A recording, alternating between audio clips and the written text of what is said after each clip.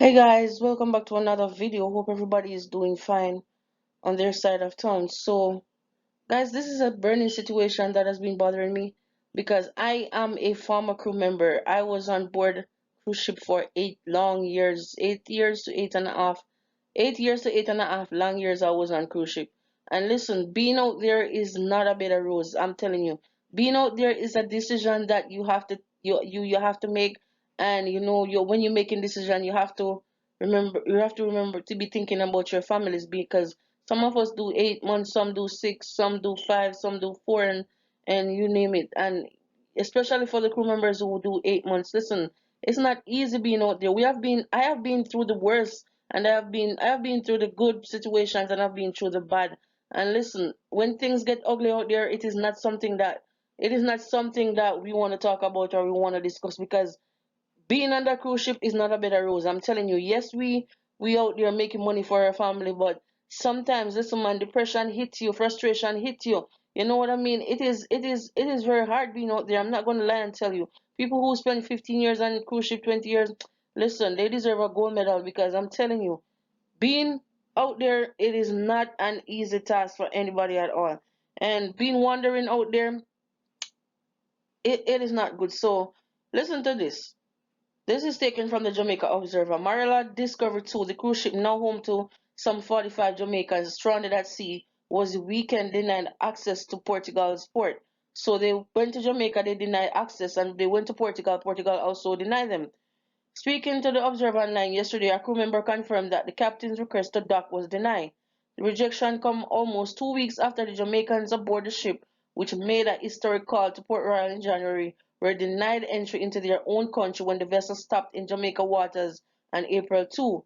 At that time, a request by the ship's captain for the Jamaicans to disembark reportedly went unanswered by the government, which had on March 24 imposed a travel restriction on the incoming passengers to the island in effort to curtail the spread of the COVID-19.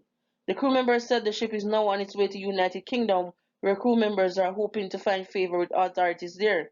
We are on our way to the UK because Portugal didn't allow us to dock. Just about everywhere in Europe is closed. Let's see what will happen when we go to the UK, she told the Observer. In a news release yesterday, the opposition's People's National Party spokesman and National Security Fitz Jackson blasted the government, arguing that its decision to deny the group of Jamaicans aboard the ship entry into the country with no alternative provisions for their well-being was inhumane. Irrespective of powers granted under the Disaster Risk Management Act, every Jamaican has the right of entry into the island, and this right should not be arbitrarily denied to anyone without an appropriate plan of action for protection, he said. The government failed to protect our citizens who are aboard the Maryland Discovery 2, now heading to a foreign port that has no constitutional obligation to our citizens. The country needs to be told what arrangements have been put in place to ensure the safety, he added. Listen, guys, I'm saying, if their own country deny them, why do you think that Portugal and UK is gonna accept them in their country? Listen, just the other day, news broke that the United States president said that he have 60 deportees to be sent home to Jamaica, and the government of Jamaica must accept these deportees, and they are going to be tested so that when they come to Jamaica, they are COVID-19 free. They won't have any virus. That's what they said. Okay, so now you declare that you're gonna use the former prison that was the Fort Augustus prison in St. Catherine, that was home to female prisoners. They have abandoned that prison right now. So I think the female prison has been relocated to another place in Kingston. So they said that they're going to refurbish that institution so that it can be used to host to keep the 60 deportees who are scheduled to be landed in Jamaica on Tuesday. So I'm saying that if you can find a place as soon as possible to put these 60 deportees, why is it that you cannot find a place to put these crew members who are out there working their honest bread for their friends and family back home? I'm not saying that deportees, listen, regardless of who they are, their own Jamaicans, and if nobody want to receive them, we have to receive them. I'm not going to say that all deportees are criminal, because some of them are just out there because of immigration purposes. Some of them don't have paperwork. Some of them are just minor offenses while they are coming back home. But listen, these Jamaicans are legit workers. They're out there working their honest bread. and they have to be out there roaming on waters from day to day. We don't even know if they're hungry, they are being properly fed. We don't know what is their situation. And they landed in Jamaica and Port Royal and the government turned them back. That is not good. You understand what I mean? You have to find a place to put these people.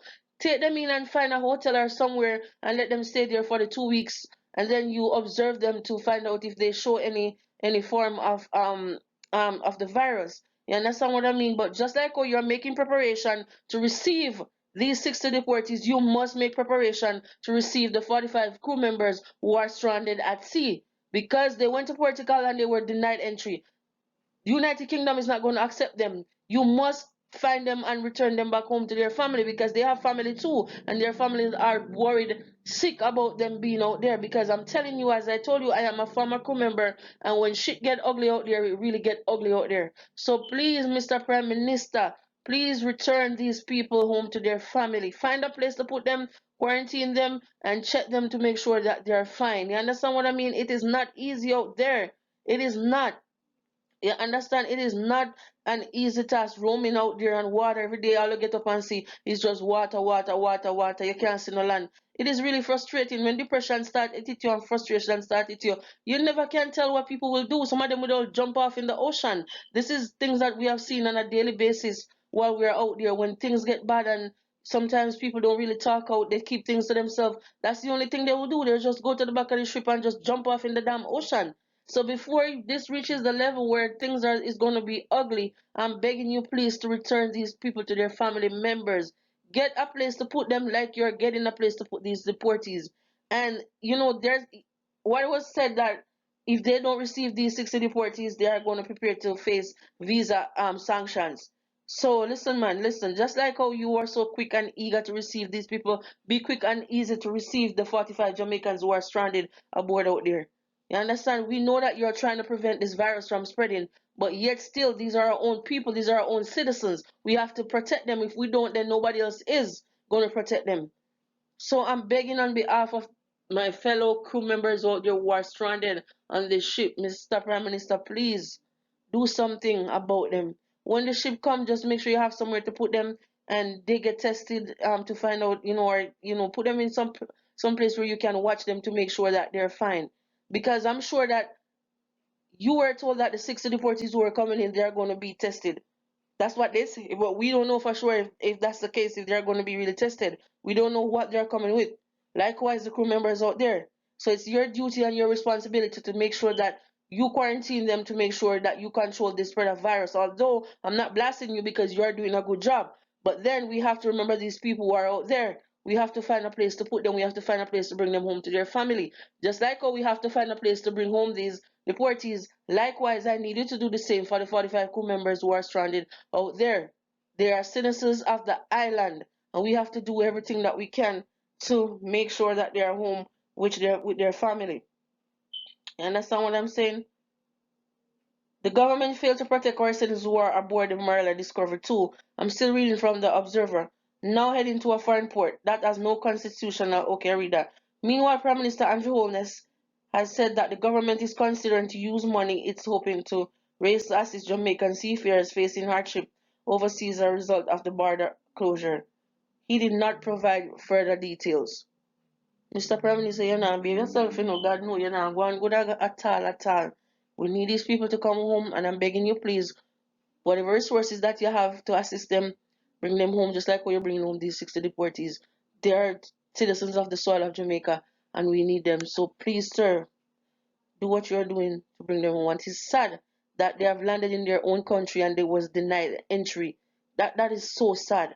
What do you expect other countries to do? Guys, please let me know what are your thoughts on this one. If you have family members out there who work on a cruise ship, then you should be interested in this one. You should really, really, want to know what is going on with your family members who are stranded out there. Comment in the comment section below. Let me know what are your views on this one, the cruise ship members stranded at sea and the 60 deportees coming in to Jamaica. Do you think that's going to be more strain on Jamaica during this difficult time with to support these 60 deportees coming in? What do you think is going to happen? Where jobs going to come from for these people, especially the ones who have left Jamaica years ago? Who don't have no family members in Jamaica, don't know where they're going to go from here? What do you think? What are your thoughts on this one? Please remember to like, comment, subscribe, and share, guys. I'm out. And please be safe, okay?